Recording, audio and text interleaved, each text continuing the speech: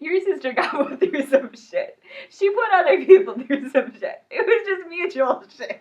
When she was really little, it was a lot of like her pulling my hair, beating on me. It hurt, but it didn't like hurt that bad. My mom was like, if she hurts you, do the same thing back to her twice as hard. That's great advice, Mom.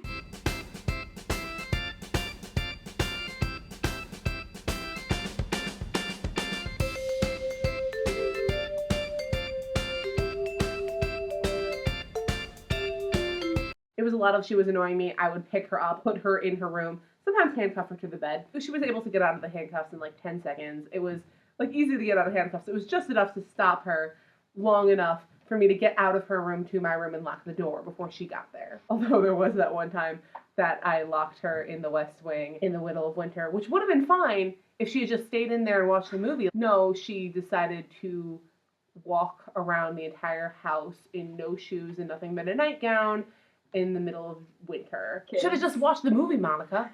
Why didn't you just watch the movie? God, Monica, I want to come back for her. I just wanted to hang out with my friend alone. Like, that proves just how much, like, she loved you. Like, she wanted to hang out with you that much. I'm, like, not ready to leave this house because I don't know when you're going to be back. If I'm going to be back, I don't know. My mother the other day was like, do you want to keep your sewing machine? And I was like, I don't know. Can I just keep it in my room? And she's like, well, we're going to be selling the house. And I'm like, you've been saying you're going to be selling the house for years.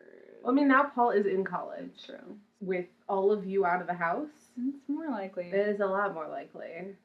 But it also means that they need to actually, you know, get together and do stuff. Where do they want to go?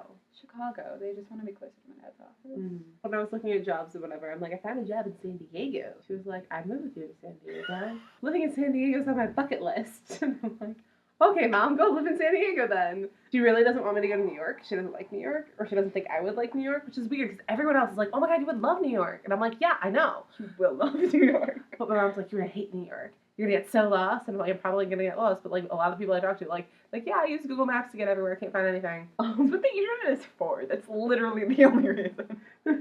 Yes. Yes.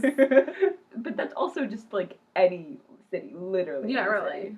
I think she's waiting for me to move out, her to sell my grandma's place. My mom keeps talking about moving to Salt Lake. She's like, it's the perfect weather for me. And I'm like, give me time, Mom. Can't you go live by Zach? Where's he? Washington, D.C. No, she wouldn't like it there. She'd go down to Champaign and live by Paul. Okay, see, but I love Paul. You also just move into the city. It's true. I think she should. She's terrified of public transportation. She doesn't want to bring her car. But I think it'd be interesting. That would be super funny to watch. Love my mom. I'm so sorry, Mom. Okay, public transportation in Chicago is not scary. Like, it's super easy. Just figure it on Google Maps and go. Like, it's...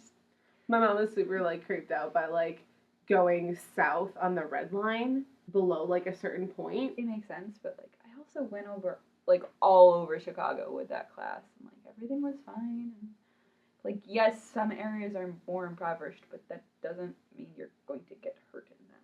Yeah.